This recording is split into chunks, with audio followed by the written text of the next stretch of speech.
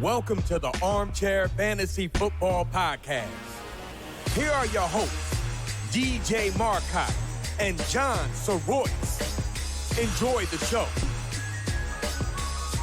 Hey everyone, welcome back to the Armchair Fantasy Football Podcast, the working class podcast and the perfect podcast for the average Joe. We are the Blue Collar Ballers, DJ, John, and Thom, and you can find all of our content on Spotify, Apple Podcasts, Stitcher, Podbean, YouTube, Twitch, and on Instagram at armchair_fantasy_football, on Facebook at Armchair Fantasy Football, and Twitter at ArmchairFFPod. And you can email us if you'd like to reach out, armchairfb@gmail.com. Back from vacation, guys. A little short vacation for me in lovely North Conway, New Hampshire. Got some nice hiking in, some nice canoeing in. First of all, how are you guys today? How was your weekend? Worked. Oh, Typical weekend. Typical John Soroyce weekend. Thom, what about you? I know you don't work the weekends. I don't work because you're a weekends. fancy boy. That's but right. I got banker's hours. yeah. Did you do anything special? Went to a card show on Sunday morning, nice. so I gotta go sometime with you. I miss it. Like greeting cards? Or? sports cards. I don't know if you were into the American greetings or Hallmark. Yeah, if you were down with that. Get a little closer to the mic there. Don't be afraid to get that thing right up against your mouth. So anyway, my weekend was pretty fun. I discussed before the show, I did manage to capsize a canoe, so that was an interesting experience. It was either get clotheslined by a giant tree branch or capsize the canoe. In hindsight, I still am not sure which direction I should have gone. It might have been the clothesline because my 4-year-old was in the canoe, as well as my 16-year-old son. But it was very shallow water. It's only about 4 feet deep, and she toughed it out. It was really difficult, though. I'm not a canoe expert, so I actually YouTubed best practices of canoeing prior to going out, which were very helpful. Once I got the capsizing out of my system, things were smooth sailing, no pun intended, from then on. But it definitely was an interesting experience capsizing the canoe. And more importantly, getting the canoe back upright with no water in it. That was really the toughest part there. We kind of struggled with that a little bit, my son and I, but we managed to do it. But overall, a great weekend. Very hot day on Sunday, though. It was so hot. We were going to do some hiking on Sunday just to get another hike in, but we decided to go to the shops up there. What do you call those, John? The outlets. The outlets. We went to the outlets instead, and that was a good decision because I think I would have been a fried egg on the top of the mountain had we gone hiking. That sun this weekend was pretty brutal, and I don't know how many of you people are familiar with Mount Washington. It's usually cold for most of the year. It actually got up to 64 degrees, which is very high up there. So I was right next to Mount Washington, exactly. Yeah, coincidentally. you're not far from it. Yeah, So. Yeah, it was great, man. And then being on the top of Black Cap Mountain was just like, you stand there and it's just so majestic and you can see so far. And it's like, man, I don't ever want to leave here. It's gorgeous up there. But I have a responsibility, fellas, and that responsibility is right here with you guys at the Working Class Podcast and to our fantasy football listeners. We have that responsibility, which is why we sweat it out and we make it happen. So, with that being said, we actually have a listener question from our boy Ben Smith, and it's an interesting question. I had to dig a little bit deeper. His initial question was, what do you think of this dynasty trade, David Johnson and Calvin Ridley for DeAndre Hopkins? And as you guys know, I feel like DeAndre Hopkins is actually a really good fit for Kyler Murray, and we broke the reasons for that down in a previous episode.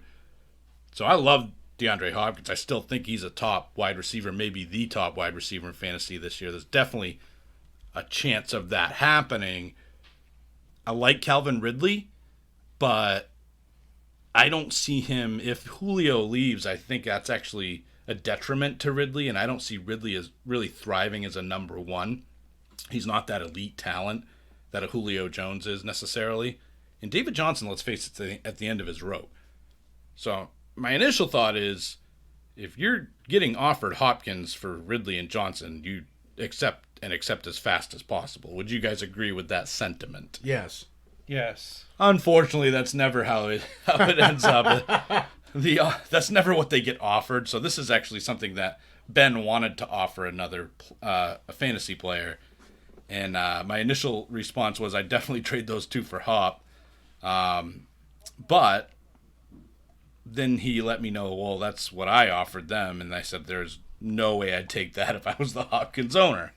So then I asked Ben, why don't you just send me your teams, and I'll just talk about players of note on each team. So the other team, not Ben's team, the other team has Pat Mahomes, Saquon Barkley, David Montgomery, DeAndre Hopkins, Cooper Kupp, Evan Ingram, Darius Slayton, Michael Gallup, and then kind of a bag of balls after that. Golden Tate's on his team, McCole Hardman, nothing too significant.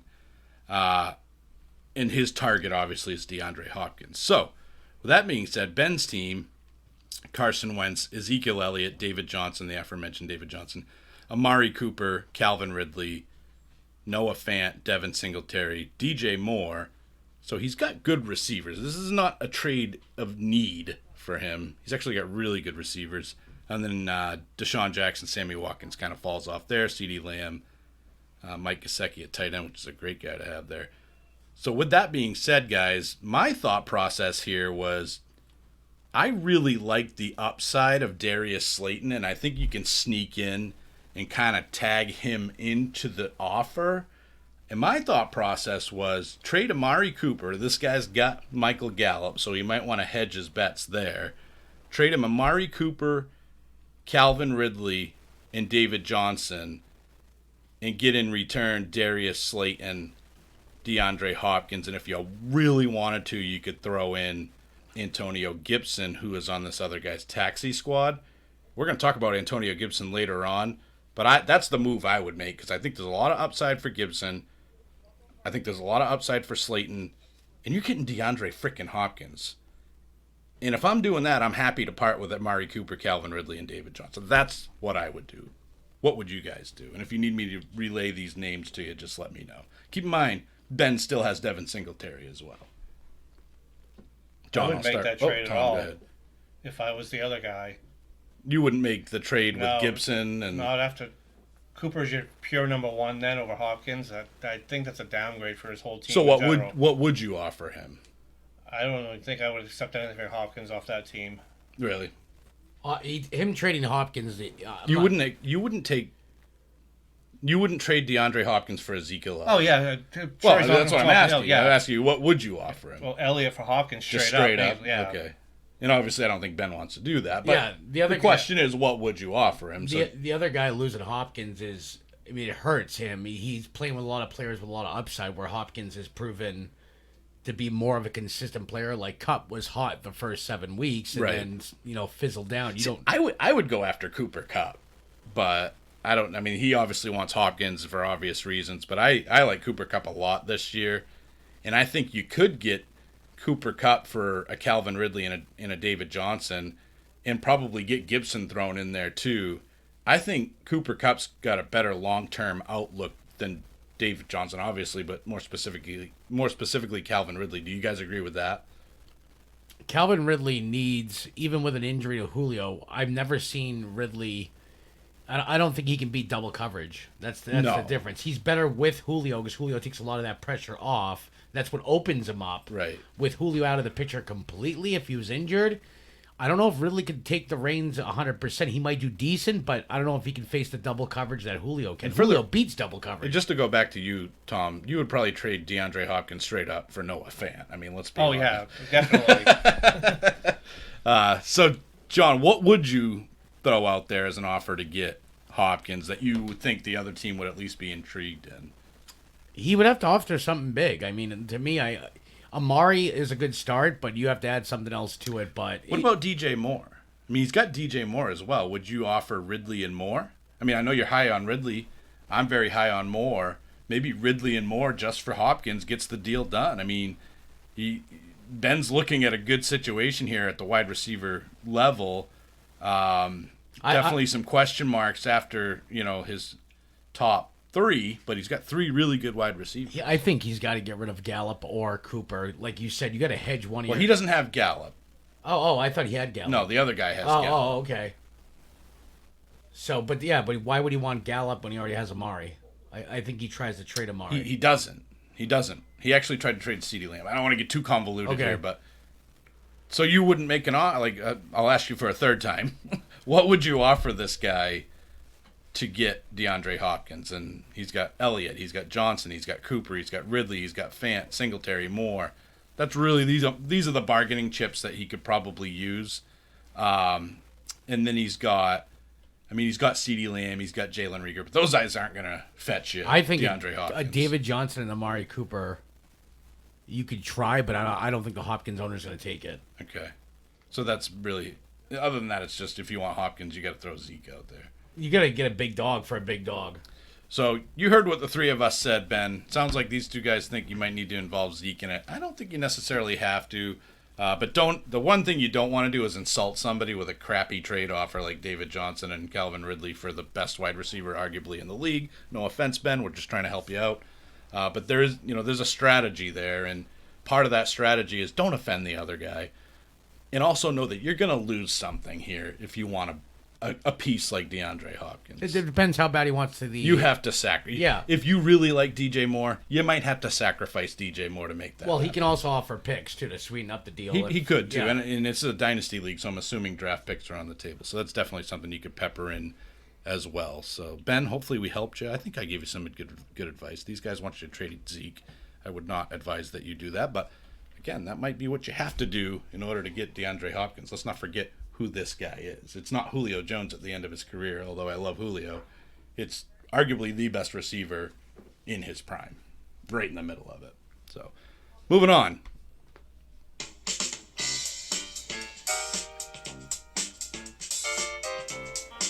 Steely Dan's got the news, John. So here we go. NFL players criticize lack of details in the NFL's COVID plan. So people like J.J. Watt, Russell Wilson spoke up, and they make valid points. So yeah, this was all on Saturday, by the way, like out of nowhere, like all these NFL players. And I really feel bad for them. I know they don't have it as good as the grocery workers of America, for example, that don't get tested every day and don't get tested ever, actually. And they've had to work in these pandemic environments since day one. So I know they don't have it as easy as the grocery workers of the world or the retail workers of the world. So it doesn't come off as tone deaf at all for these players to send these tweets out. But needless to say, they did send them out, and it got a reaction. It did. And I mean, they make some good valid points, but at the same time, at the end of the day, they can opt out of the season. I mean, I don't want to see I know Russell Wilson is concerned with his wife being pregnant and all, of him catching COVID, but if he's that concerned, he could opt out of the season. I'm not saying I suggested, but they shouldn't blame the NFL. Pee or get off the pot, poop or get off the pot, whatever you want to call it. Don't sit here and act like you guys have it so bad. Opt out and don't get paid. Simple as that. And the other part of it is, too, because guess what? And I'm on a high horse here because this stuff really ticks me off. The real world guys, the lower class society, the class that isn't as superior as you, they actually don't get paid if they don't go to work. So, just saying. Yeah. And they don't have to worry about only working one day a week or a few days a week. They got to go every day, and they don't get preferential treatment. And if it wasn't for them, the world would stop on its axis, basically. Mahomes is making more in one day than I probably do all year. Right. I was a little disappointed with Mahomes. It's like, really, bro? I mean, you just literally signed on for 10 years, $8 million, and you're gonna, come on, dude. And I get it's hard for the NFL to have a COVID plan when we've never faced a pandemic like this. So, but where was the plan for all these other businesses in the world? Nobody else had a plan either, No, John. it's all being winged. Right. It really is. And they all went to work. Yep. So tighten up your bootstraps, get out of your mansions, roll out of your Bentley, and go to work. Seriously. Come on, man. They don't just play, so tone deaf. They don't play for the love of the game anymore. Well, I don't blame you. Want to get treated with safety, but it's just it's very tone deaf. Tom, what do you think of all that?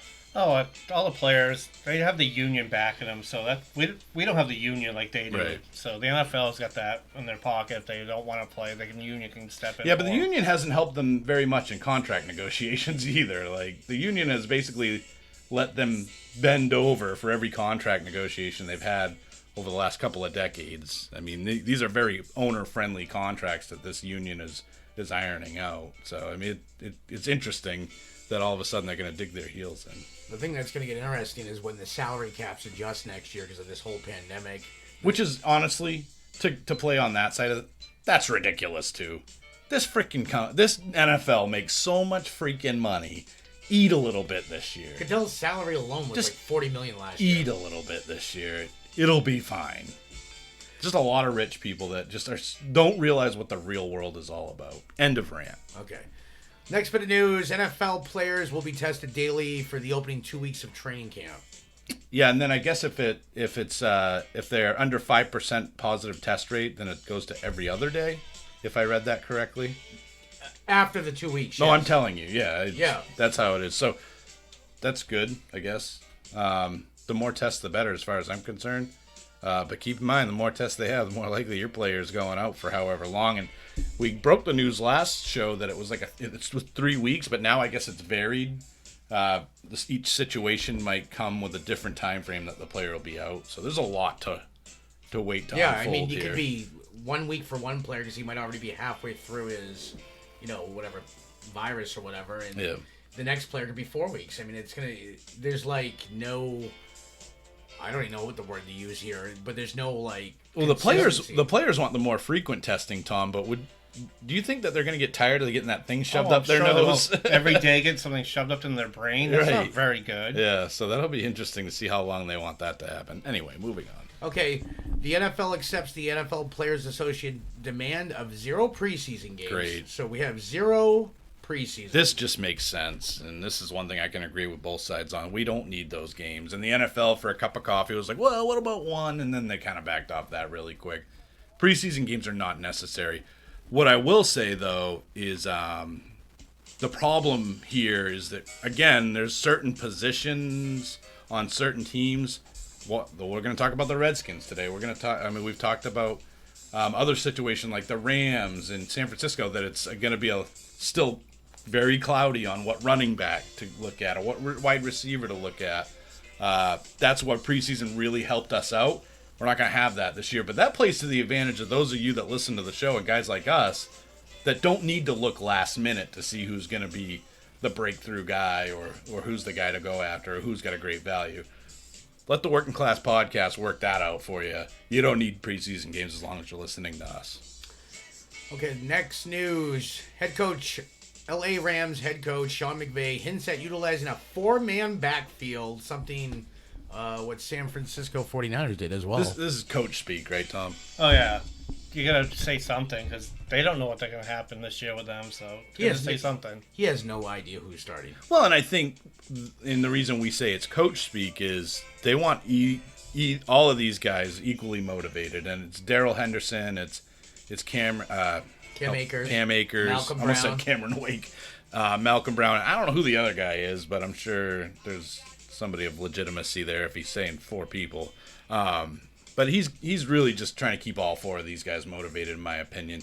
I will tell you this: I read something about how the LA Rams kind of took note of how to run a backfield via Mike Shanahan, and that really kind of opened their eyes last season. So this is going to be an interesting scenario. I think you might see a San Francisco type situation in LA this year. Tom, what do you think of that? If they don't have the studs, throw as many guys out there as possible. They're all a little different. Right.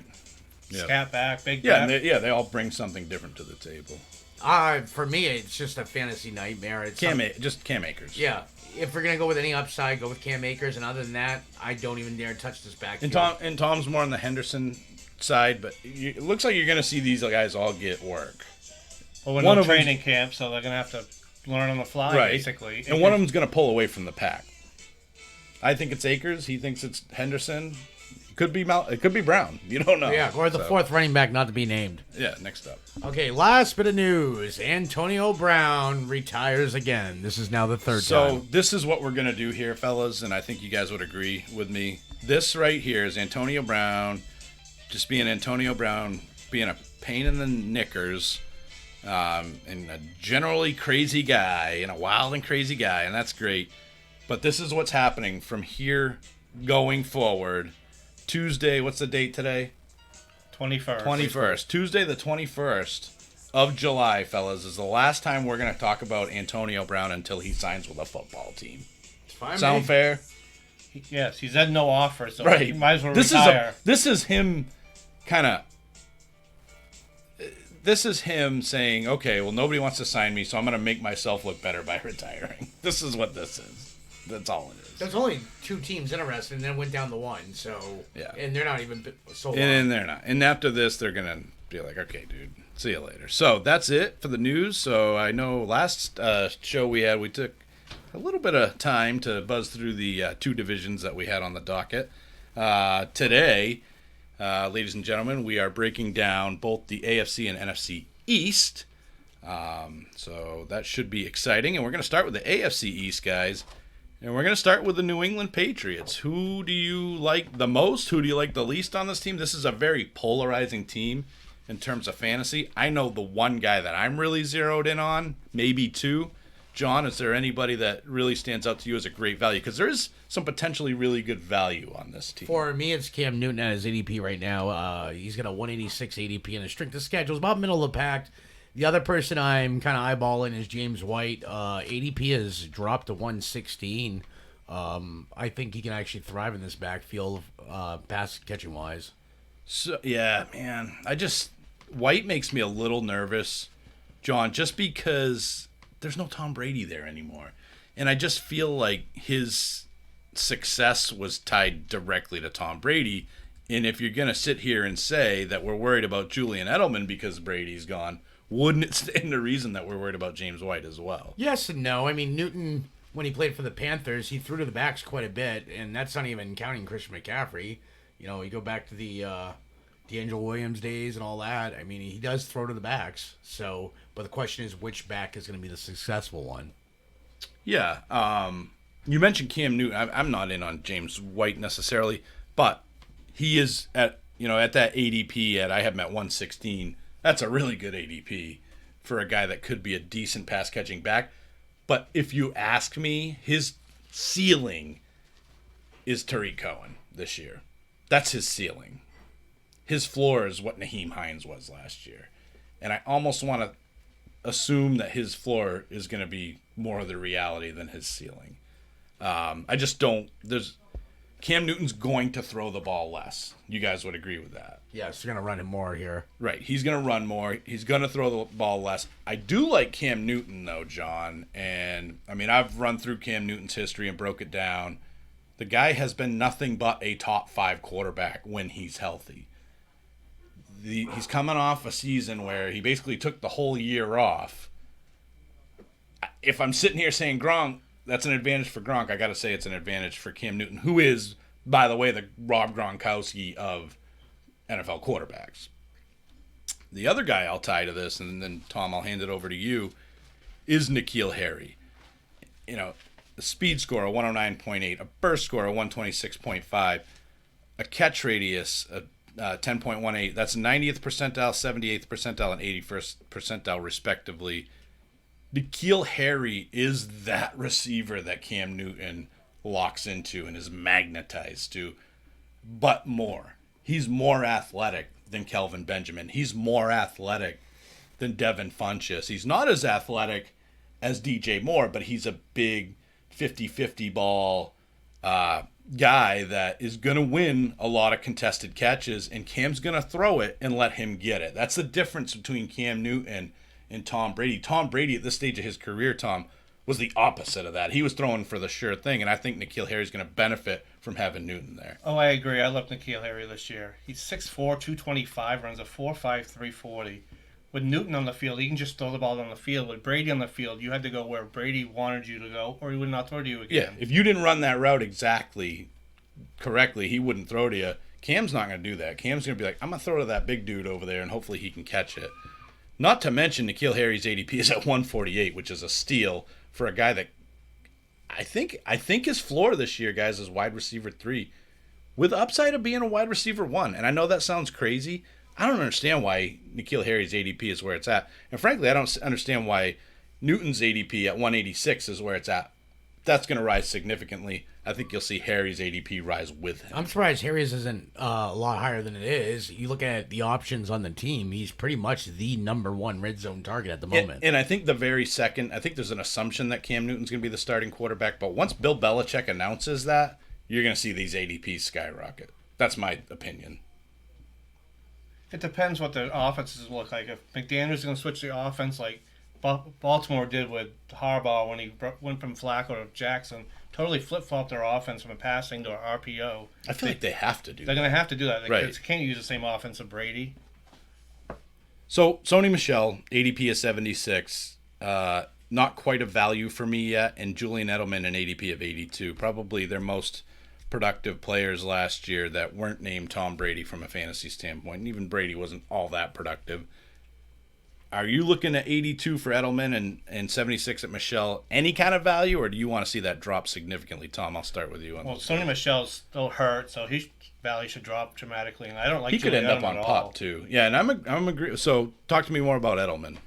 That he's that over the slant guy, that little 3 to 5 yards down the field, catches the ball and runs. That's not Cam Newton's strong suit. It's not. No, and he doesn't have the chemistry with Cam that he had with Brady. And that chemistry, John, was invaluable. I mean, that chemistry, I don't think Edelman is as talented as of a player as Wes Welker necessarily. And Wes Welker did it with more than one quarterback. Granted, they were probably the two best of this era, Peyton Manning and Tom Brady. Julian Edelman has only had Tom Brady attached to his success. Is that it for him? And he almost went to like the Giants last year, but I still think that he retires after this year. I mean, it is like I said. And that's another thing. He's 34, I believe. 36, I thought. Or no, Came in Fitzgerald. 2009, so Yeah, 11 I mean, years, I can 35. I can fact check that, but I think you guys will both agree that Julian Edelman is at the end of his career, and Cam is going to be a huge shift for him. And I think Edelman's going to be valuable from a real football standpoint. He's 34.2 to be specific, by the way. But from a fantasy football standpoint, Julian Edelman going at 82 is, I hate to say that's too high for me, but it's too high for me. I mean, he needs to be more in the 10th round range for me to even consider him. And it's not that far off, but when you think about the players in between there's a lot of guys I like more than Julian Edelman. I'd rather have I'd rather draft N'Keal Harry over Julian Edelman. That's the way I see it trending. Me too. I'd rather have Harry this year. All right, anybody else in New England, guys? I'll take that as a no. So moving on to the Buffalo Bills. Let's start with the big dog over there, Josh Allen, ADP of 72, which is a little rich for my blood as well. I don't love that spot for Allen. And the reason, guys, I don't love that is because while he does get you some points with his legs and he gets into the end zone with rushing touchdowns, he's the 7th quarterback off the board, and he doesn't throw for a lot of yards. 3,089 to be exact. Exactly, and he's going ahead of Matt Ryan, Drew Brees, Carson Wentz, Matt Stafford, Ben Roethlisberger. These are all guys that I'm more comfortable with in terms of what they bring to the table as a total package than I am with Josh Allen. Now, I get it. Some of those guys have injury issues. Some of those guys are getting older. But Josh Allen at 72, when I can get Matt Ryan at 85, or Drew Brees at 84, who hasn't missed a game since he was with the Chargers, which was a long time ago. 4 games last year. Other than last year. We all know about last year. But prior to that, the guy never missed time. I'd rather have him over Josh Allen. Am I missing something here? And I like Josh Allen, but he's not superbly talented.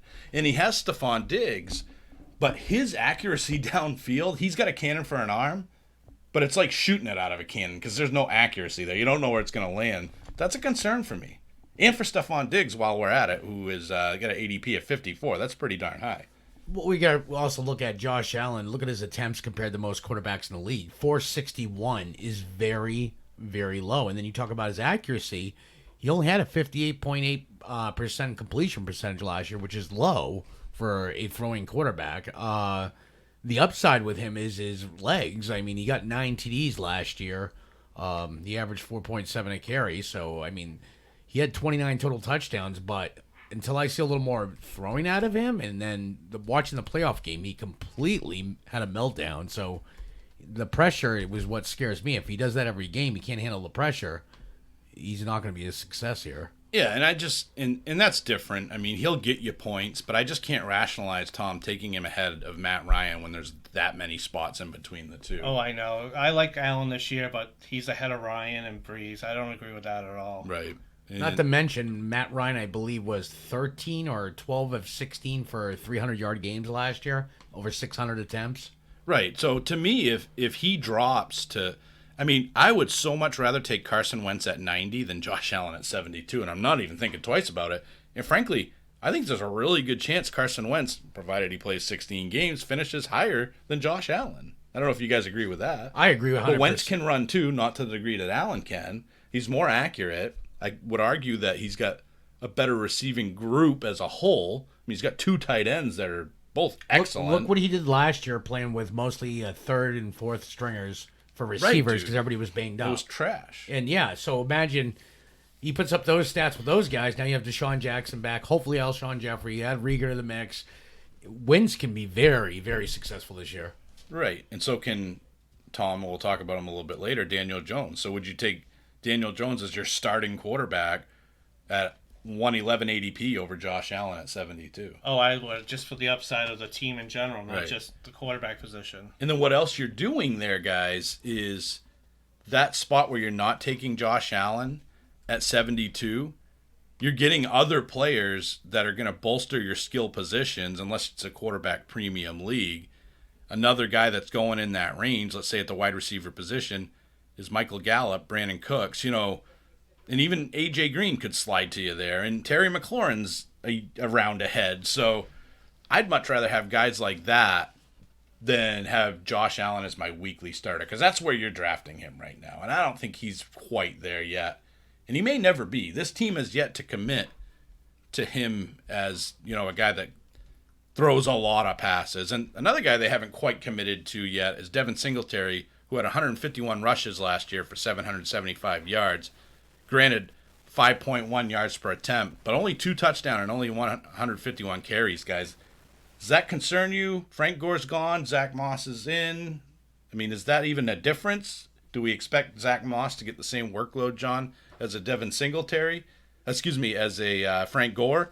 And where does that leave Singletary, who only had 151 rushes last year? I think Singletary, it's most rookies coming to the league, like we had talked previously on the show, not many rookies come in and make a huge impact their first year. Gore's gone. Sard is at 166 attempts and his 16 targets for catching out of the backfield. I think Singletary's got a great chance here because of a couple of reasons why. One, he averaged 5.1 yards a carry. I mean, he only had 775 yards, but only on 151 attempts. If he was their workhorse back, you're talking about, 1,500 yards? That's hypothesizing, trying to predict the future. Yeah.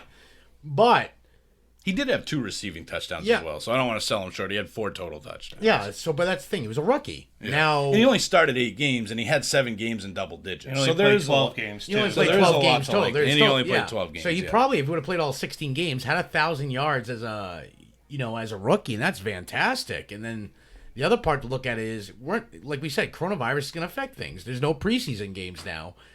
Zach Moss has to earn his job through training camp. I'm not buying into he's got 2 weeks to earn the job. So to me, you would go with the proven vet. Granted, it's only a year, but he's still the vet ahead of Moss. I think Moss will be worked in, but with this whole no preseason now, you don't even get to see him other than camp battles. Well, this is pretty much, in my opinion, made Zach Moss undraftable in a redraft situation. My honest opinion, I know before I said like a 60-40. I'm saying 75-25 now with the news and everything. And you know what? Zach Moss at Utah, 10.4 yards per reception, 5.7 yards per carry. He had 38 rushing touchdowns at Utah. But it's Utah and it's the Pac-12. So how good is the competition really there? I look at this guy as just a stat accumulator against not so good opponents. And I don't think he's going to translate very well to the NFL. That's my take. So I think Singletary is primed for the picking this year. at a somewhat decent ADP of 50, Tom. Oh, I agree. His total for 16 games, you average it out, was 200 carries, 1,033 yards, and 4 touchdowns. So, and that's great. That's great as a rookie. Absolutely. In the touchdown count, you could shift a little bit too to 5. The probably. other part you got to look at is, okay, so now you compare those numbers. They're not completely similar, but they're pretty similar to almost Miles Sanders. And look where Miles Sanders' ADP is. Yep, absolutely. Which we'll talk about later totally on. agree with you. So Stephon Diggs, John Brown, let's talk about the receivers. I actually, as much as I love Stephon Diggs, I'm still not convinced that Josh Allen is any better of a fit for him than Kirk Cousins is. What do you guys think of that? I agree with it. There was many times that Kirk Cousins was very erratic, and to me, I don't think Diggs would have put the numbers up like he did with Thielen out. With Thielen out, he put up those numbers. The good news is I see Diggs, Tom, more out of the slot here, and John Brown as the field stretcher, because I don't think John Brown is as good in terms of yards after the catch as Diggs is. Do you see that? He's going to have to, because Brown is the burner on the outside. Diggs is going to take that slot position on this team.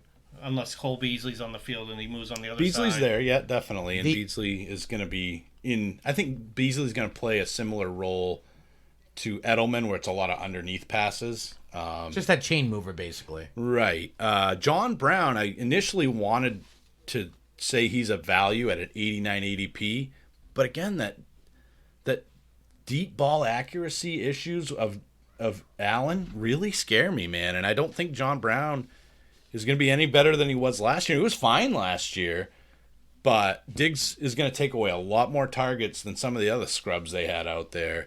So Diggs and Brown, John, what are your thoughts on both those guys?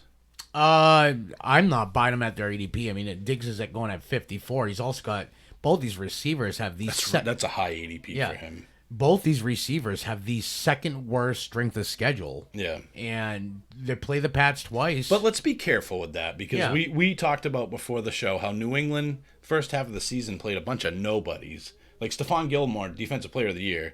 The first 8 games were trash.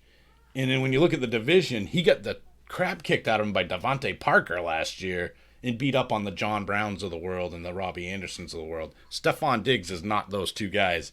And if you have a hard time with Devontae Parker, I shudder to think how many issues you're going to have with Stephon Diggs. I'm just throwing that out. The other part of Diggs is he's always played, for the most part, for his career in a dome. Yeah. But now he's going to a controlled environment, from a controlled environment to an environment that's blistering cold. We think. A month from now, there could be a bubble, and they're all playing in high school that is true. Stadiums down in Texas, Tom. The last 4 games of the year for Buffalo, they play at home versus Pittsburgh, at home versus Denver, in New England, end of season in Miami. So in Pittsburgh, I know what you guys are thinking. Oh, their record. But they got the dude from Miami last year. Help me out, guys. Bush? No. There's a safety. Minka Fitzpatrick. Yeah. Changed the landscape of that defense the second he arrives. And he's one of those guys in the secondary you got to deal with. So that was a tough D last year. But yeah, it's going to be interesting to see how this shakes out, because looking at the schedule, I could see it being tough down the stretch, but I could also see it being not that bad with those teams. Well, it's 3 outdoor games in December, so we'll see how well Brown and Diggs play in that cold weather together. Unless they're in a high school field in Texas. And the other part of it, which they probably should be. John Brown with an ADP of 89.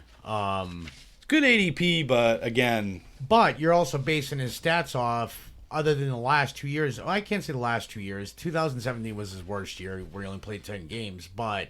He's only got 1,000 receiving yards twice, but the other part of it is he had 115 targets. Diggs wasn't there last year. Add Diggs. Yeah. It's going to change. I think he has lower targets this year, so it's going to lower his totals altogether.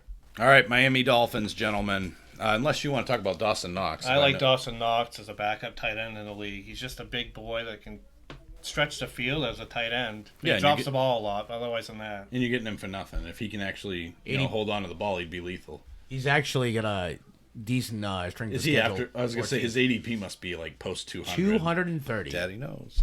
Anyway, Miami Dolphins. We'll move on. Let's talk about Devontae Parker. His strength of schedule, John, I would imagine isn't much better than John Brown's, given that they're in the same division. But at an ADP of 63, you're looking at a guy that could be your wide receiver 3, and I'm happy with him as my wide receiver 3. His ADP is 63. Right, that's what I just said. Sorry. Strength okay. of schedule, you're completely right. Yeah. But it's not as bad. It's actually worse than John Brown. It is the worst strength of schedule in the league. Okay. Well, he's got to face that secondary over in Buffalo, and John Brown doesn't. So that's definitely...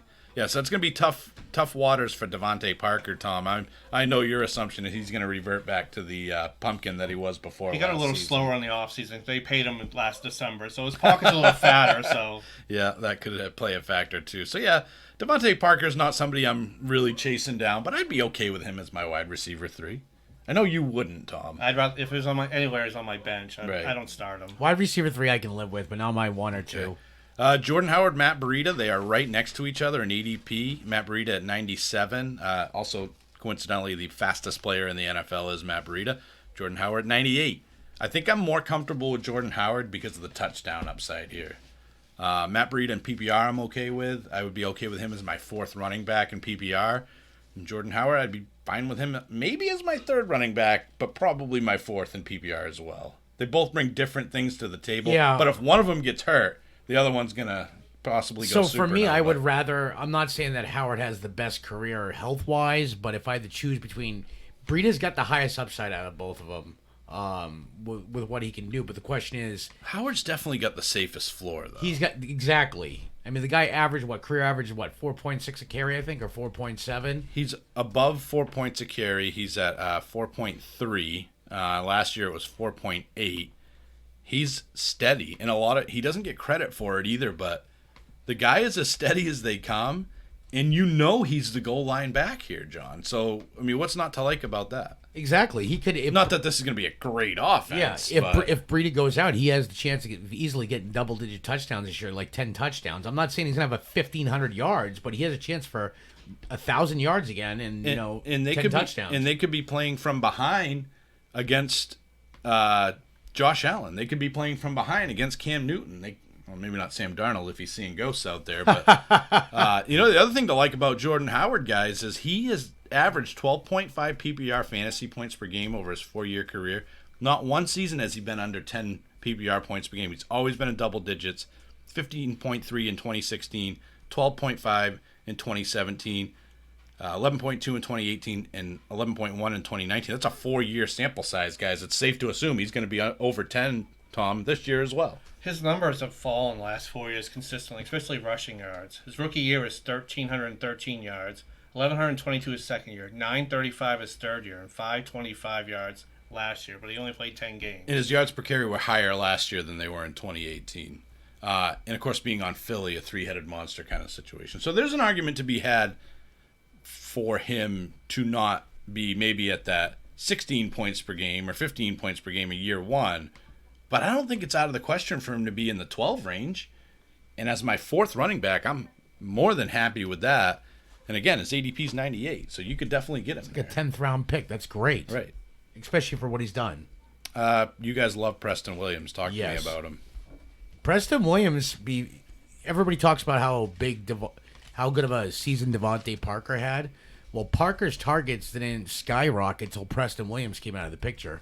Preston Williams was actually getting more consistent targets. They were still good, though. Everybody acts like Devontae Parker stunk when Preston Williams was out there. That was not the case. It did help. It did help Parker a lot, though, I would say. I mean, you're talking about a rookie last year. Parker still had double digits every game that Williams was out. Was in. Yeah, but you're talking Preston Williams as a rookie, basically, other than 2 games, basically saw healthy targets between 8 and 9 a game, and some of these games were blowouts too. So, I mean, the first game against Baltimore, he had 5 targets, but they lost 59-10. Yeah. So, are you really going to see any more targets when you get him blown out like that? But yards per reception, he's everything I think you want for a rookie. 6'5", 218. He's a red zone threat, I think. I like Preston Williams a lot, Tom. I'm a little concerned whether or not he starts the season on PUP. But once he's out there, I have no worries. Oh, yeah. Fitzpatrick loved him last year. In 8 games, he had 60 targets. So that's 120 targets in 16-game season for a rookie. That's huge. As a rookie, yeah. That's huge. He was leading the team in receptions and yards before his injury. So. Yep. No, I love Preston Williams. Don't get me wrong. I think the narrative that he going out made Parker significantly better.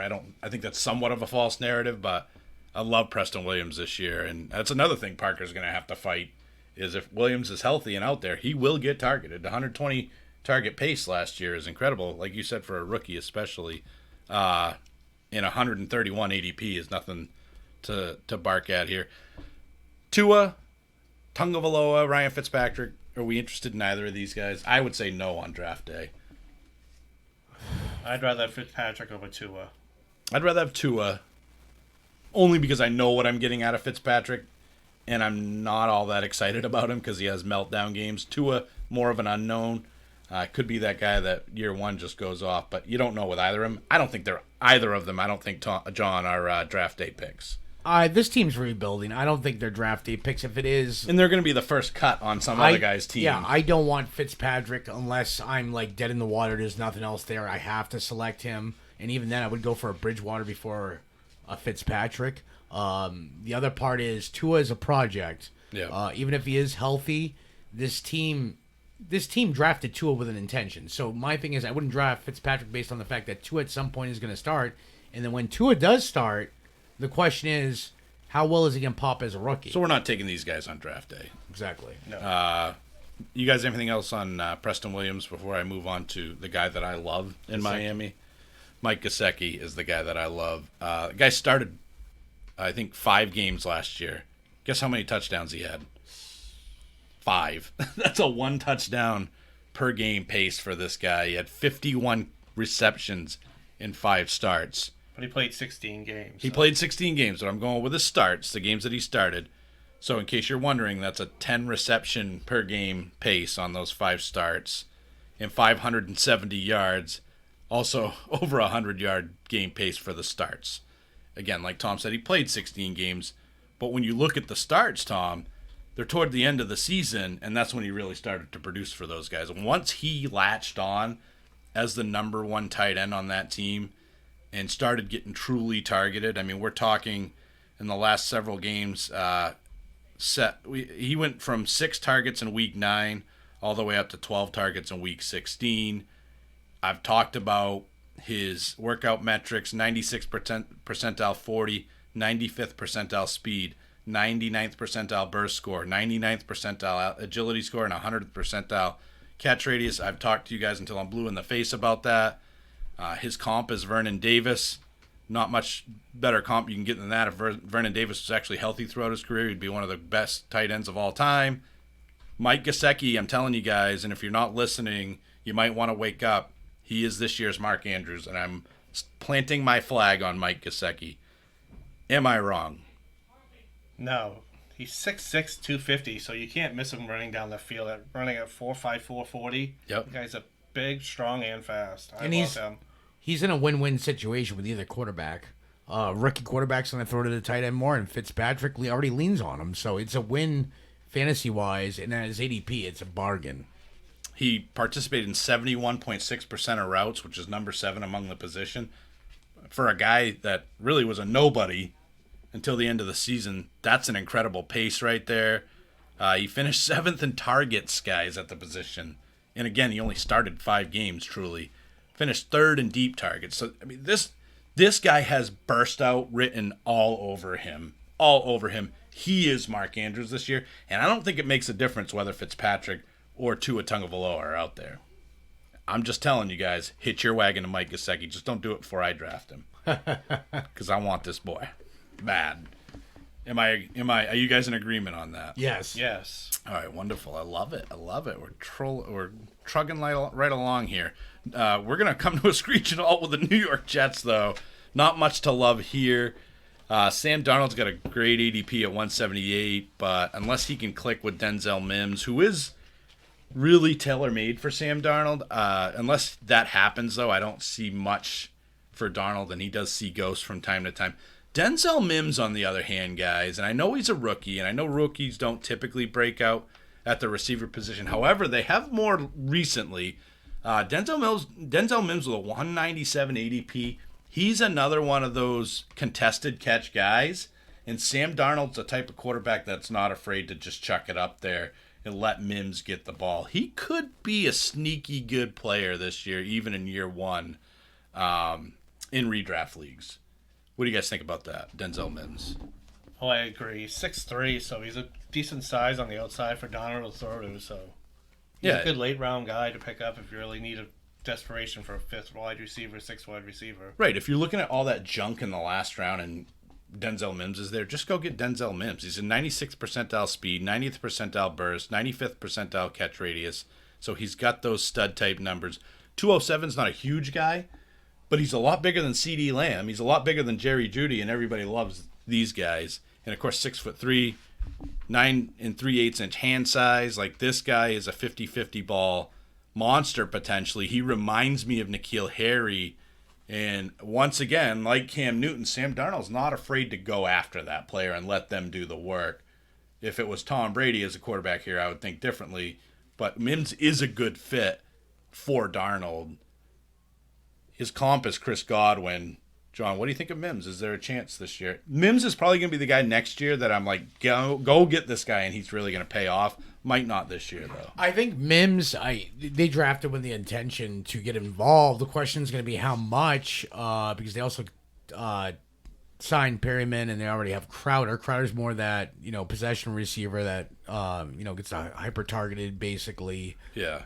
So we'll lump Crowder in here, too, to kind of kill two birds with one stone. To me, I think they got to get Mims involved because it's either him or Perryman that have to be that red zone threat. And Crowder is a great value, too, Tom, at a 138 ADP. He's going to be the safety blanket or security he's their blanket. little Edelman, if you want to call him somebody. He had 122 targets, 16 games last year with Darnold, so he's a good little player. Yeah, he is. And he flies under everybody's radar. And he averaged 12.4 fantasy points per game.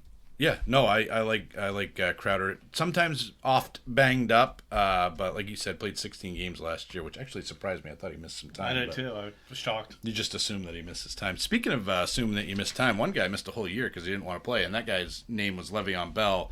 My concern, guys, with Bell is ever since 2015, he's dropped off annually, it seems, with yards per attempt. He had 4.9 in 15 and 16, went down to 4 in 2017. Last year, 3.2. But, John, some nice additions to the offensive line that create a more athletic offensive line, which is tailored more to Le'Veon Bell. So I actually think Le'Veon Bell is a sneaky good pick this year. ADP 42 is a pretty good price, too. I like Le'Veon Bell there. For a guy who is consistently in the top 10 for all those years with Pittsburgh, last year, let's not forget the Jets were bottom teams. They're dead last or second to last in rush and run offensive line ratings. So they retailored their offense here, not just the offensive line, but the receivers as well. They got, like I said, Mims and they got Perryman. So I think Bell is going to be a great bargain, and I think his ADP will actually go farther back than that. It could. And Bell is a perfect example of perception not being reality. And people think Bell had a bad year last year. He had just 2 games in single digits in PPR points last year. Just 2. And he still had 245 carries and 78 targets. That's over 300 touches there. Nothing wrong with that. And he averaged 14.3 fantasy points per game. And that's with one of the worst offensive lines. We were just upset because he averaged 20.3 for his career, But, Tom, I think he's a great value here. He is. He had almost 800 yards rushing and over 400 yards receiving. So that's sneaky good for a guy that didn't play well last year, according to everybody. Yeah, exactly. And again, he didn't necessarily play well, but that doesn't always translate to fantasy football. And sometimes you have guys out there that are incredible talents that don't translate to fantasy football. And then everybody thinks how old he is. He's not that old. He's 28. Right. No. Moving on to the NFC East, me and Tom's favorite division. We'll start with the Washington Redskins, a guy that is very talented and does produce on the field, is Terry McLaurin, and as we like to call him around here, McClovin. And frankly, guys, what else do I need to say that I haven't said already? 3rd in route participation, 13th in total touchdowns, 14th in yards per reception, 12th in yards per target, 1st in contested catch rate, 11th in production premium, 2nd in target premium, 2nd in dominator rating.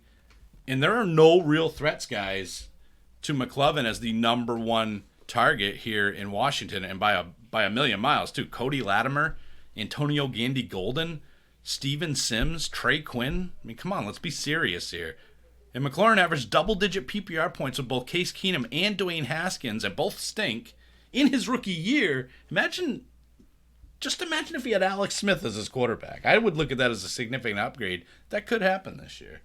I love Terry McLaurin with or without him, though. This guy is going to be a stud. He's going to take another big step this year, and his third-year breakout's going to be supernova. That's my take. Go get him this year, though. He's going to be a great wide receiver 3 for you. He finished second in contested catch rate as a rookie. He finished first in contested catch rate. Mine says second. I apologize. That's okay. And he's got a pretty darn good ADP. He's going as a wide receiver 3 in a lot of leagues right now. Tell me you guys McLovin just as much as I McLovin him. Oh, McLovin's got a great spot.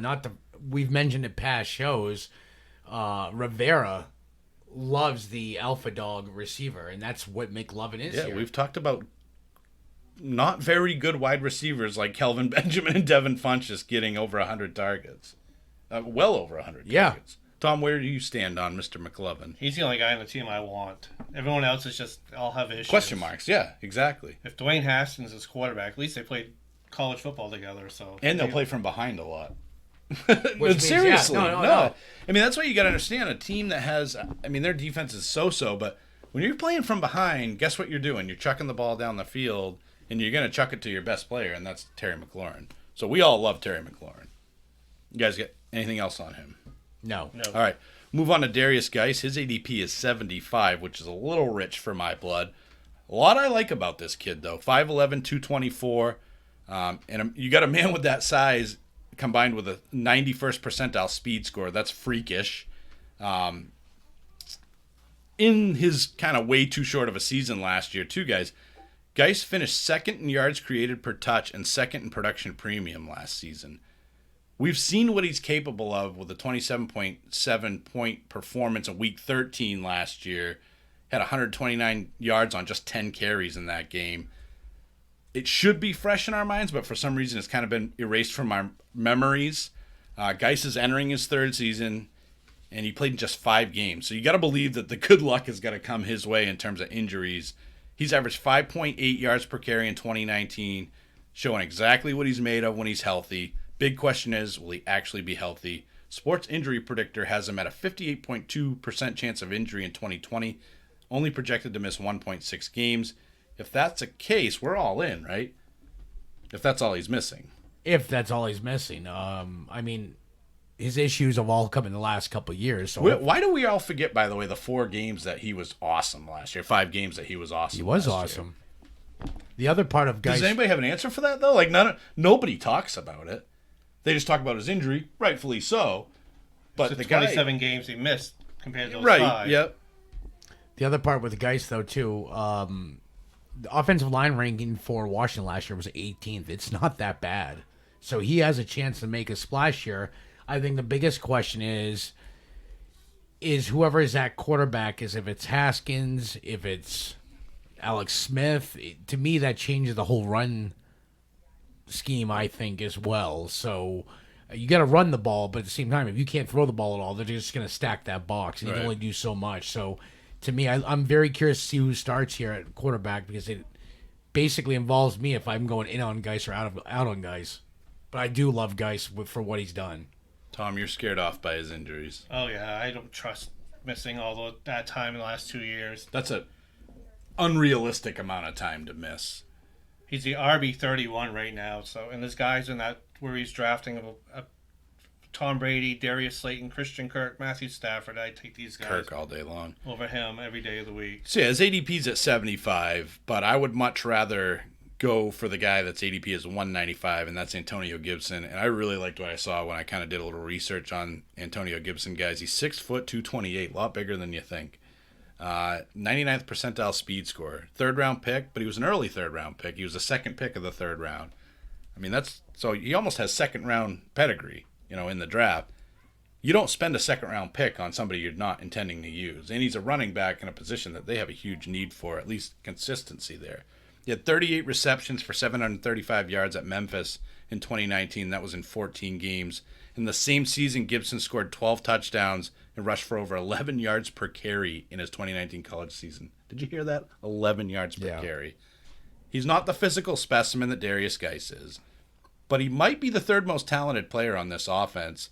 And Coach Rivera doesn't disagree. He said of Gibson, he's a little bit bigger than Christian McCaffrey, but he's got a skill set like Christian, said Rivera, who obviously coached McCaffrey for 2 seasons. This is a very versatile young football player that we really think is going to be a guy that can get on the field for us early and contribute. I don't disagree. Gibson is a steal right now, and I'd rather have him than Darius Geis.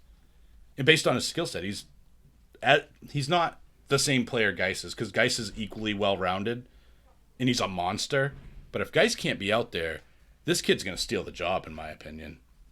What do you think of Gibson, John? If Geis misses any time, Gibson's going to come in. I mean, coach is already in love with this kid. Yes, he has limited, what do I want to say, play time, or you know what I'm saying? Exposure, maybe? Exposure, yeah. I guess the word to use. But he's talented, and it doesn't always take 30 games to get that, pop. If a coach sees something in you, and even in 10 games, the fact is, can it translate into something? Well, they drafted Gibson with the intention. They're even scared of guys getting hurt. Yeah. And that's exactly why they drafted Gibson. They're sick and tired, just like Kansas City, I believe, is with Williams, just like I believe Indy is with Marlon Mack. And yes, AP's around, but like I said, I think AP drops off the face of the earth. He becomes just a veteran presence here, and I think this backfield will be Geis and Gibson, and if one goes down, one is really going to pop. Thom, you don't have any Jeremy Sprinkle love for us today? Oh, I was just going to say he had 40 targets last year, so that's something to look out for later on. Yeah, and they just lost Jordan Reed, too. Not that Jordan Reed plays much of it. He's the what is it about Washington? They just play it. Maybe they need a new conditioning coach or something. This is all concussion, so it is, yeah. Well, he's had foot issues too. He's a mess. All right, Dallas Cowboys. How about them Cowboys? Dak Prescott, ADP of 58. Great value when you consider the fact, guys, that he's a top 3 quarterback pretty much every year of his career. But are you willing to go that high, or are you more of a late-round quarterback person? Again, I'd rather get Matt Ryan in the 80s than Dak in the 50s. Dak was the number 2 quarterback. He was. So he's in the top 3 every year. Yeah. So if you're looking at it, Kyler Murray's going ahead of him in a lot of drafts right now, which I think is a little foolish. And I'm not a non-believer when it comes to Murray. I just believe in what Dak brings to the table. And his wide receiver core, Thom, got that much better this year with CeeDee Lamb. Oh, I agree, but Murray got better with Hopkins, but they're both studs. Right, but I think at a 58 value, you're getting a guy that's going to give you maybe more than Russell Wilson, and maybe more even. I could see him having a better year than, I know you'll agree with this, Thom, than Lamar Jackson this year. That could happen. That's not out of the realm of possibility. He's still playing for his contract. He's on his... too. He just signed the franchise tag, not the whole thing right now, so he's got something to play for. Zeke, we all want Zeke. I think Zeke gets disrespected, John. There's leagues where Alvin Kamara is going ahead of him. Zeke is Mr. Consistent. He is the Dak Prescott of running backs, where he's in the top 3 every year, but never gets any love, and definitely in the top 5 every year. And I'm excited to see what Mike McCarthy brings to the table for Ezekiel Elliott. One of the big takeaways, guys, when McCarthy was with Green Bay was his usage of the running back position. And especially on the goal line, he would give it to Rodgers all the time. And I think he's rethought a lot of what he wants to do on the offensive side of the ball. And Kellen Moore sounds like he's going to get a lot more leverage this year than he has in the past as well. Zeke Elliott, maybe this is the year, guys, that he's the number 1 overall running back. Is that a possibility? Oh, easily here. Ezekiel Elliott, I mean, you take away just... Led the league in rushing. Yeah. Take away the suspensions. Take away a coach who lost his mind that's no longer on the team. Oh, God, let's not talk about him. The dynamics Elliott is... You just take away those... don't even count those games he missed, and he's probably the most consistent running back we've had in the last 5 years. He just doesn't get credit for it. Thom, Zeke Elliott? He's a stud. He's going to get at least 1,600 yards rushing if they play all 16 games this year. So let me ask you guys this. I'll start asking the tough questions regarding Zeke. Who would you rather have? Would you rather have Christian McCaffrey at number 1 overall or Zeke at number 4 overall? I would rather have Christian McCaffrey, but that's a preference thing for me. I think you're wrong on that. I'd rather have Zeke. I would rather have Zeke at 4. And I'm getting a better player on the other end of that.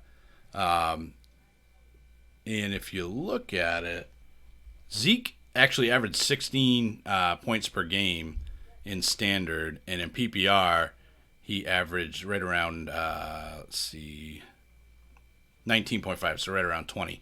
Aaron Jones averaged 19.7, and that was with all those touchdowns.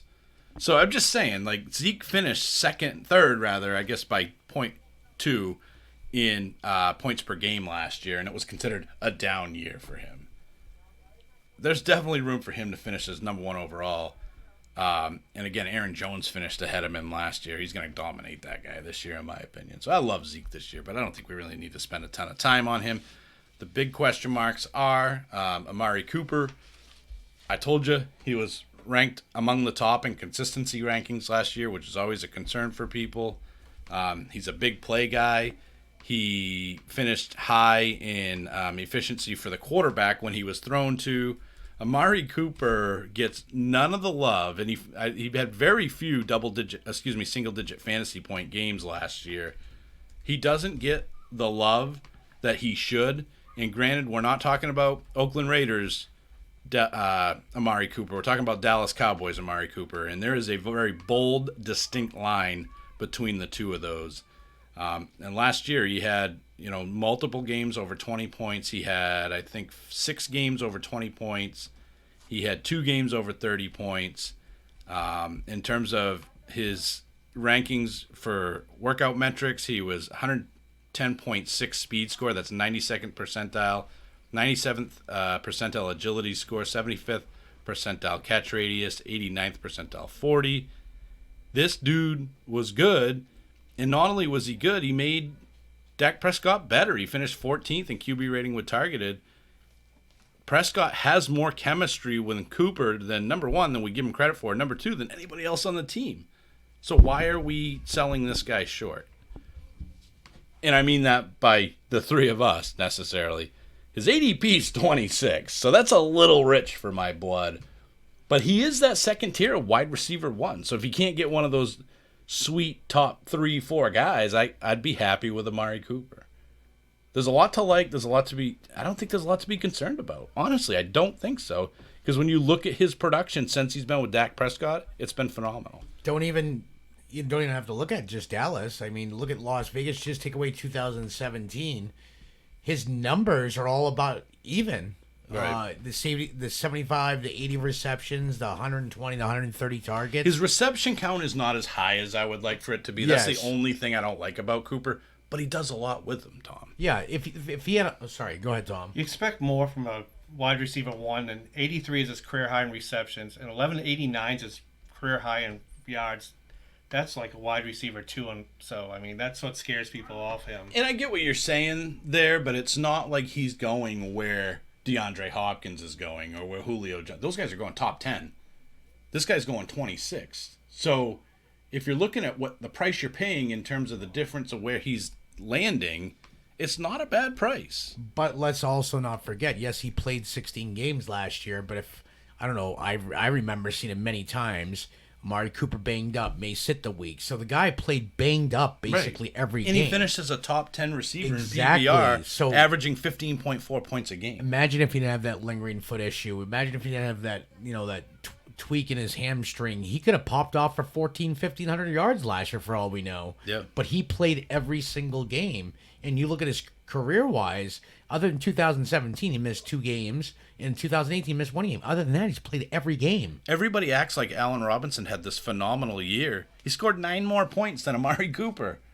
So I'm just saying, I like Cooper this year. ADP's a little high, but again, I guess if you're looking at who else is going in that area, it's not a bad price. He's not a Lamborghini as a number 1 wide receiver. But he's like a Mustang, right? He's not that top of the line, but he's a decent little muscle car. That's my take on him. CeeDee Lamb, though, what kind of situation are we looking at with CeeDee Lamb? Is he going to take targets away from Gallup? Is he going to take targets away from Cooper?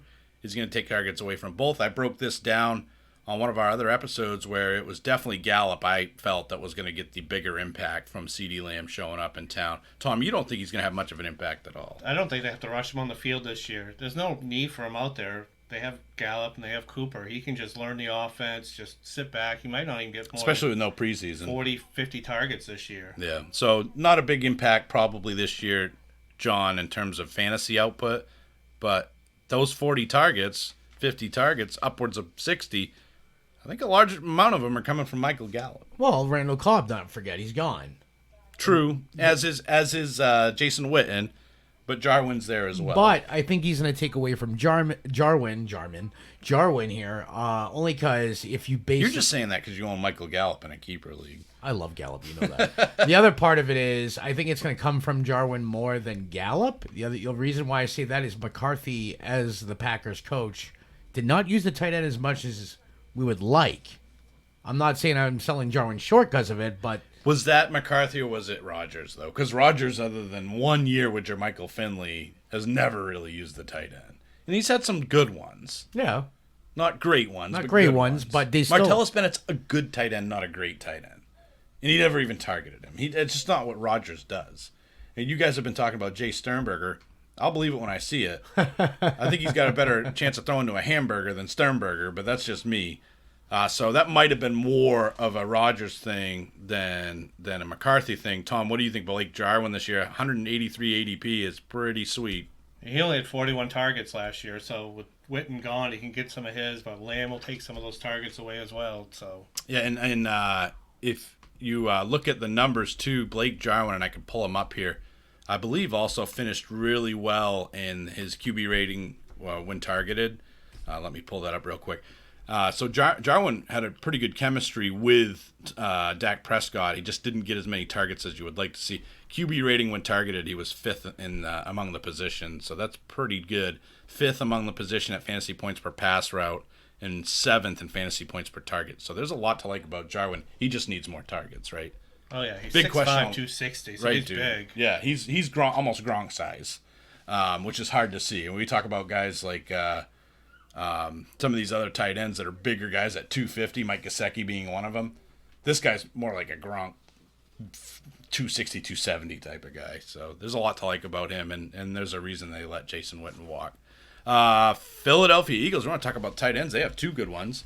Dallas Goedert being one of them, 124 ADP, and the other, of course, being Zach Ertz with a much higher ADP of 36. What do you guys think of Dallas Goedert this year? Is he still going to play a role, or is he going to take a back seat to a better receiving core than they had last year? Deshaun Jackson probably should be suspended, but probably won't. So he'll be there. Alshon Jeffrey might be on PUP, might not, but he'll be back at some point. And, of course, they drafted Jalen Reagor, who also coincidentally has 178 overall ADP. Does Dallas Goedert suffer from these additions? Yes. I don't think so. I think with no offseason, I think he's going to be a key part of this offense. Him and Ertz are going to be the 1-2 wide receivers at tight end.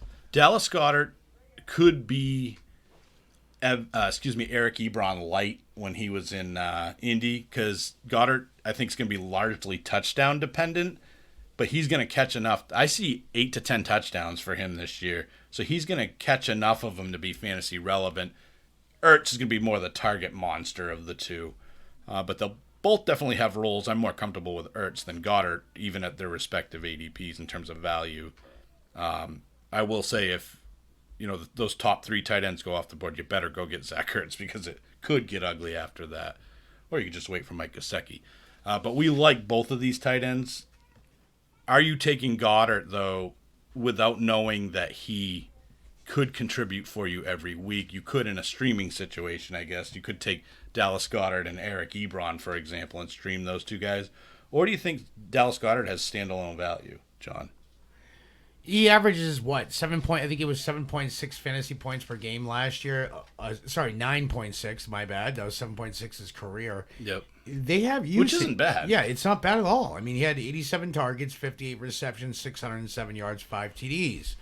I just don't see him getting the same production. Somewhere between 2018-19 is more comparable with what he would be, which he had 334 yards and 4 TDs. I think the TD upside is still there. I think the targets will go down. Reagor's here. You have Deshaun Jackson, who he had 10 targets. He got hurt after game 1. So you have Reagor involved, you have Jackson involved, and I'm not even accounting for Sanders is going to be involved even more than he already is, which he had 63 targets. But you name off the receivers' targets last year, Aguilar had 69. Jeffrey had 73. These guys missed a lot of time. And there's a reason why Goddard got peppered, because they didn't have anybody or the depth. Yeah. With these guys healthy and coming back, I don't think he's going to see that 87 targets. I can see about 60. He'll still be good. He'll still be decent, but he's not my tight end 1. What about Miles Sanders? ADP at 19 now. That seems a little rich for my blood.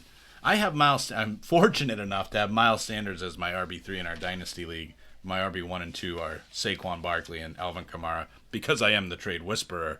So I'm comfortable with him there. I'm definitely comfortable with Sanders as my RB2, and I'm comfortable maybe as RB1, but to spend a second-round pick on a guy that's going to be the foundation of your team, I'm a little reluctant to do that. Maybe third round, I'm more interested in him. He's not going to be there come draft day, though.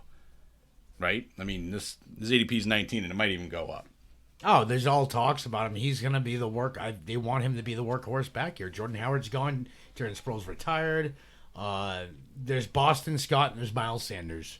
So, and Boston Scott at ADP at 157 also might be a decent value there. He was catching a fair amount of passes. But, Tom, do you think, I mean, you're looking at Miles Sanders at the ADP at 19.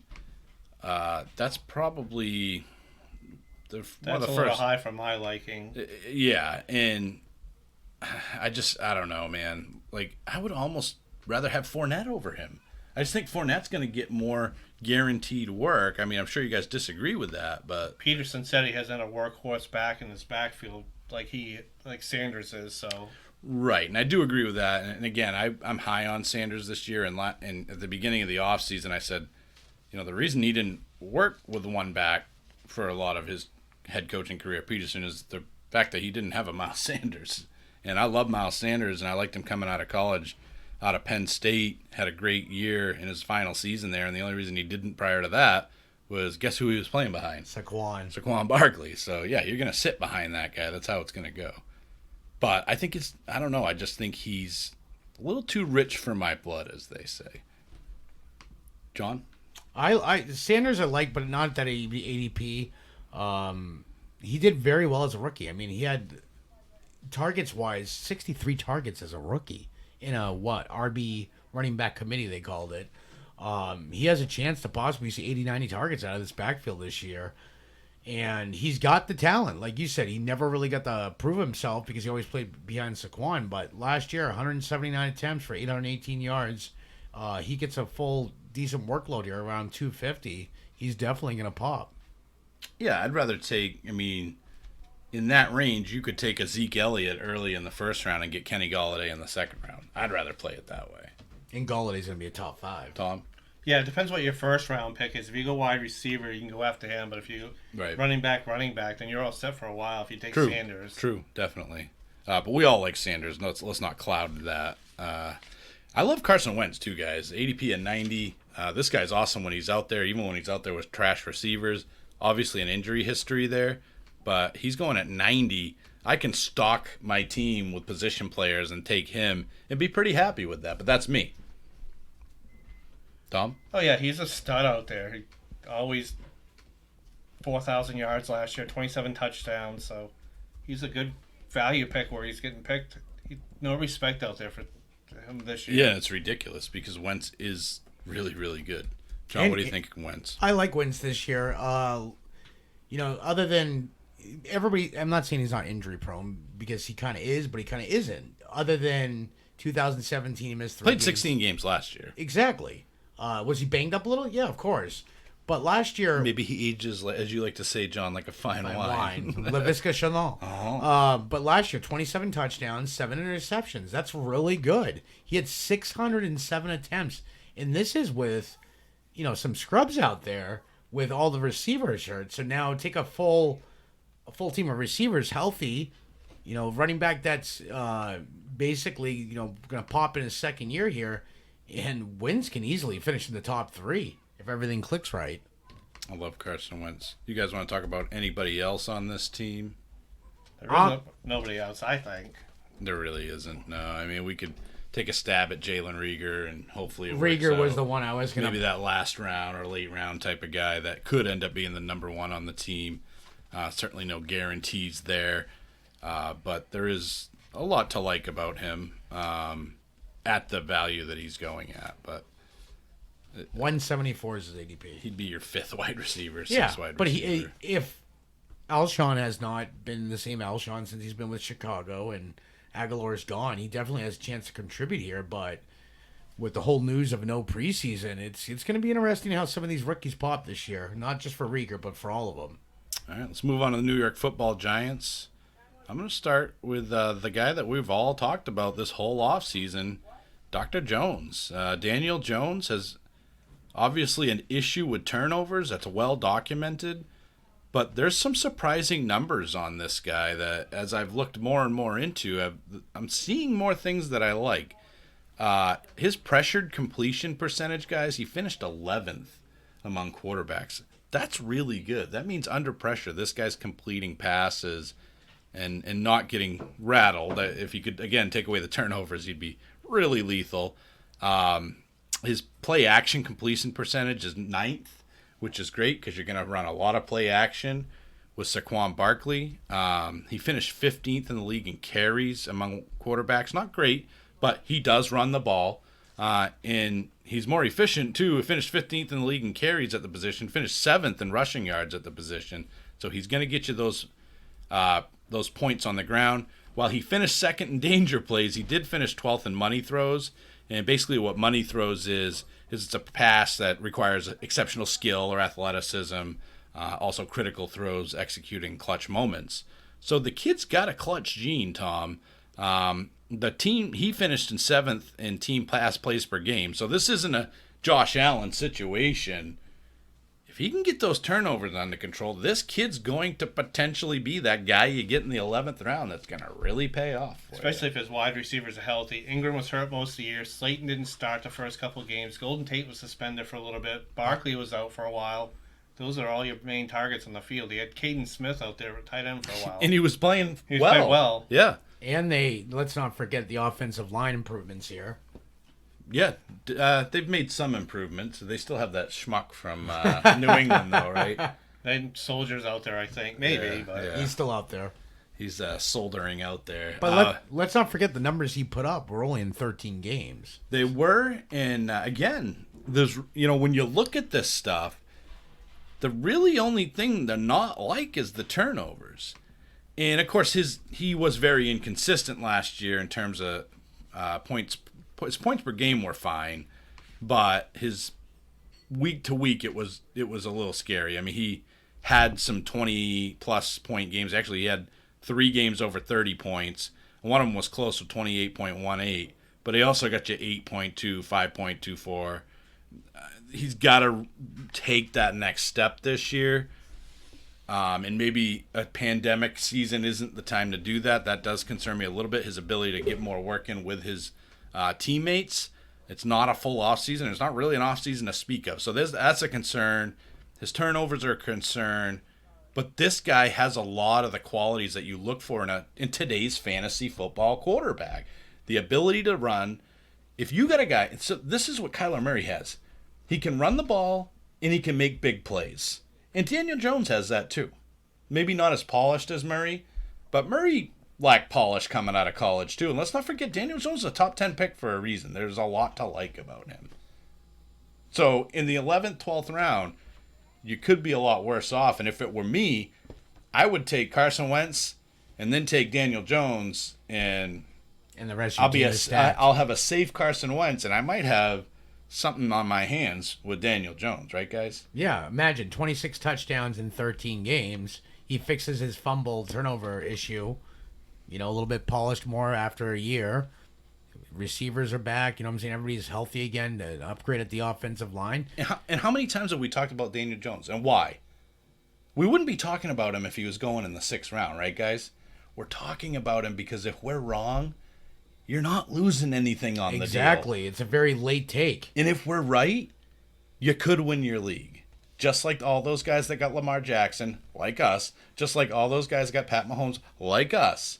You're not losing anything if these guys bust. I think he can easily get 35 total touchdowns this year. That's not much over last year. And he's our guy. Much like I'm pegging Mike Gesicki to be this year's Mark Andrews, and I'm more confident of that, don't get me wrong, and to be, the George Kittle of the past. I'm pegging this guy to be that 11th round guy that's going to bust out. Could be wrong. I haven't been the last 2 years. Could be wrong this year. But again, what are you losing, Tom? Not much. I think he's going to be a legit top 10 quarterback this year. I agree with you. And let's not forget either, in the 13 games he did play, and this as a rookie, 5 of those games he had over 300 yards passing. Yeah. So that's impressive as a rookie. With a trash offensive line. In trash, I don't want to say receivers, but... Well, like Tom said, yeah. A lot of inconsistency on who was out there. He did not have the same guys week to week. Barkley we love.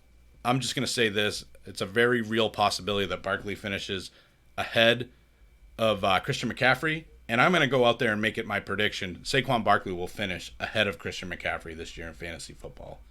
He's not going to have that high ankle sprain. Look what he did down the stretch, guys.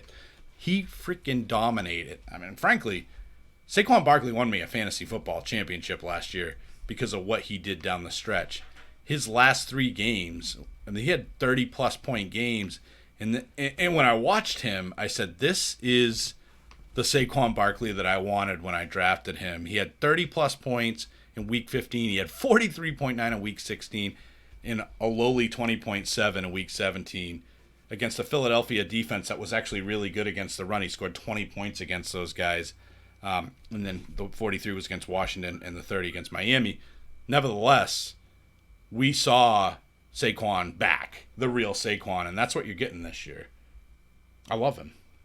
With a slightly improved offensive line. And that's him with a bad offensive line, Tom. Oh, he's a stud. Barkley is one of 2 players in NFL history to accumulate at least 20 total touchdowns and 3,400 yards from scrimmage and under 625 touches in their first 2 seasons. The other guy was Barry Sanders. He's a freak. And I'm going to say this, guys, he's as good as Barry Sanders. He's built like Barry Sanders. If he's healthy. Too, yeah. He's bigger than Barry Sanders. He is, and he's that freaking good. I hate to say it. I love Zeke. He might be better than Zeke, too. And I love Zeke. I love both those guys. So they're obvious. What's not obvious is the receiver situation. I didn't even put Sterling Shepard on here because I can't stand the guy. Because he can't stay on the field. Concussion. Exactly. So Golden Tate at 128 ADP. Darius Slayton at 100. Really surprised me seeing these ADPs, guys. I think Golden Tate's probably a better player right now than Darius Slayton. Does Slayton deserve to be 28 spots ahead of Tate? Does he deserve to be? Yeah. Yes. Really? Off a few good games last year, Tom. Are you on board with that? I like them both.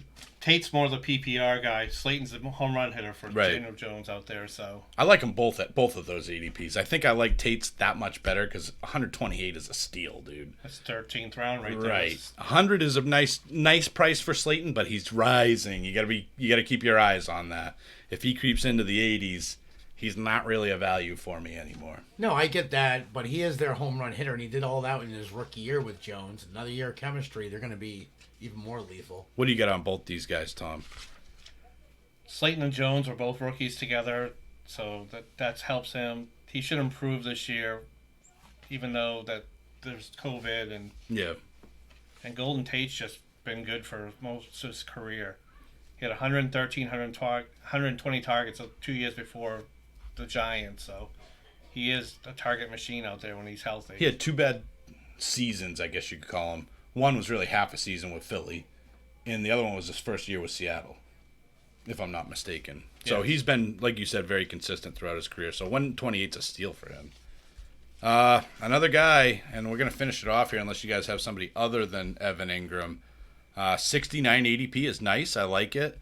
But another guy that just can't stay healthy. So what separates Evan Ingram, Tom, from Darius Geis for you in your mind? He's played more games in his career. He's been on the field and performed when he's out there. Yep. But he has, 6 in 2019. These are starts. So games played. He played 8 in 2019, 11 in 2018, 15 in 2017. So he played most of his games in 2017, but he's dropped off every year since. Maybe Lady Luck's on his side, John. But first-round pick, for a tight end is pretty impressive coming out of Mississippi. This is his 4th season. He's 6'3", 240, so he's more of a Aaron Jones move tight end. than he is a traditional big-bodied guy, but he's fast, and he plays like a wide receiver. He's only 25 years old, so there's a lot to like about Ingram. Again, one of those guys that really the only drawback for him is the fact that he cannot stay healthy.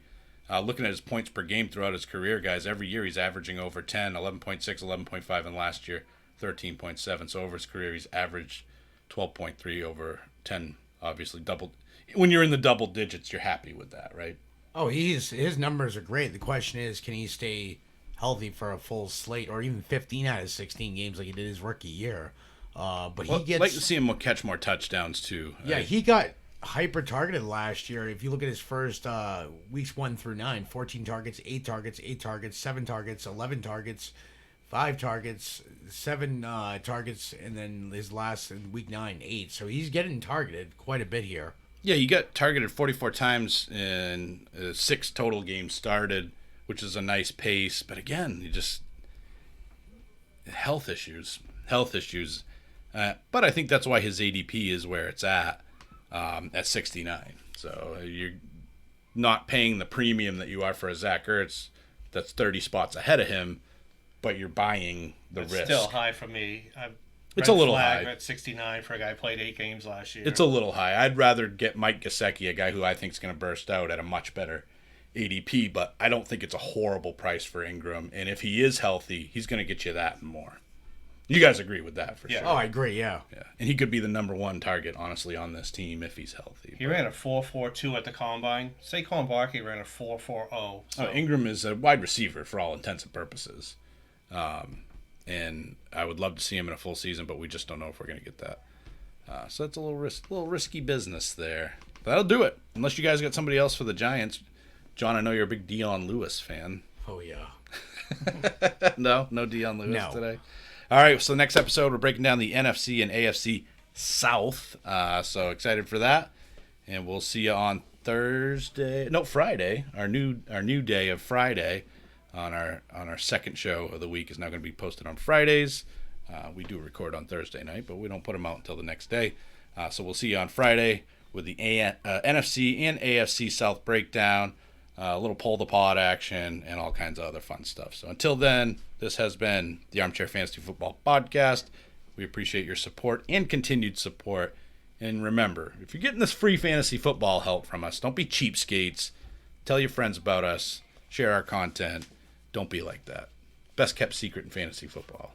But we don't want to be forever, right, guys? No. All right, we'll see you guys next time. See ya. Thank you for listening to the Armchair Fantasy Football Podcast. Thanks for supporting the show. Until next time.